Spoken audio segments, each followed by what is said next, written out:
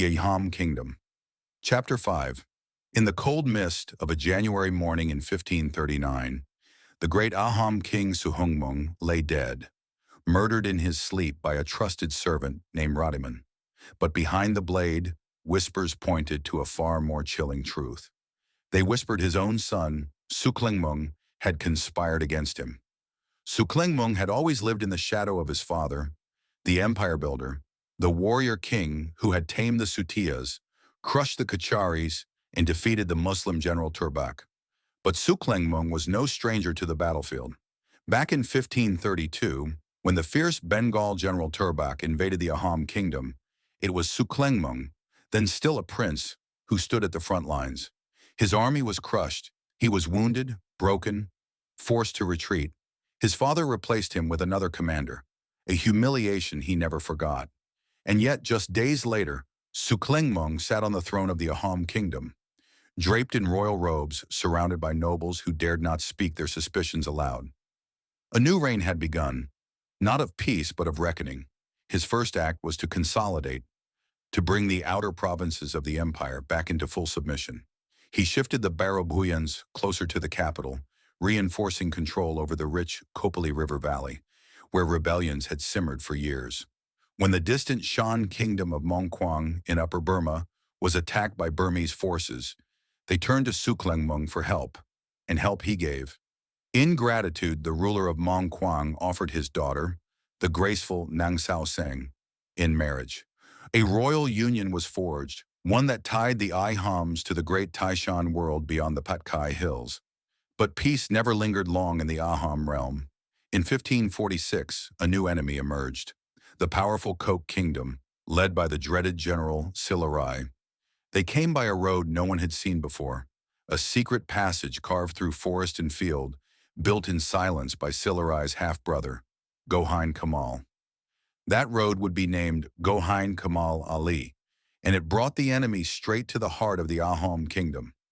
They reached as far as Narayanpur in what is now North Lakhimpur. Too close for comfort, but Suklengmung was ready. He rallied his forces and drove the Kok army back across the Brahmaputra's north bank, defending the realm. Suklengmung's reign may have begun with whispers and blood, but it continued with strength and statecraft. Next came a king whose reign was both the longest and one of the most turbulent in the kingdom's history. His name was Sukhaamphaa, but history remembers him as the Khora Roja. Soon after taking the throne in 1552, still young and full of fire, Sukhaamphaa fell from an elephant during one of his beloved Kheda, elephant-catching, expeditions. The injury left him limping for life, but never in spirit. For the next 51 years, he would reign with both grit and grace, through wars, religious transformation, and foreign invasions. In 1563, when a dispute with the powerful Kok kingdom turned into an all-out assault, the Kok general Chilarai, swift and ruthless, launched a full-scale invasion. The mighty Ahom defenses crumbled. Gargaon, the Ahom capital, fell. Sukhaamphaa, like a king stripped of his crown, fled to Namrup, a humiliating retreat. That same year, negotiations opened. Chilarai, though victorious, sought peace. The result was the Treaty of Majuli, a harsh but necessary pact. The Koks returned Gargaon, but demanded land, gold, hostages, and tribute. But the tides turned when he launched an inquiry into the defeat, found the commander Ikek Burhagahain guilty of negligence, and removed him. In his place, he appointed Kaopet Kankum, a man more attuned to the winds of war. Soon the Ahoms regained lost ground. Narayanpur and Sala were brought back under Ahom control. And when the Kok kingdom faced threats from Bengal, they returned the hostages, anxious to maintain peace with the resurgent Ahoms. In 1576, the Nara king of Mungkang crossed the Patkai Hills, and in 1576, invaded the Ahom stronghold of Kamjang.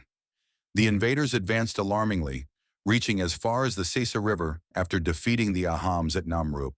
But once again, Sukhaamphaa's forces regrouped and pushed them back. While his battles were loud and bloody, a quieter revolution unfolded under his reign, the rise of Ekasarana Dharma. A generation earlier, the saints Sankardeva and Madhavdev were driven into exile. But under Sukhaamphaa, Their disciples returned, their teachings found roots, and their centers of devotion flourished. Even Ahom nobles and high officials embraced this new spiritual path. It was a shift that would reshape the spiritual landscape of Assam for centuries. And unlike kings who feared religious change, Sukhaamphaa allowed it to blossom, perhaps recognizing that real power also lies in the hearts of the people. In 1603, at Khawang, after 51 years on the throne, Sukhaamphaa passed away peacefully in his own bed.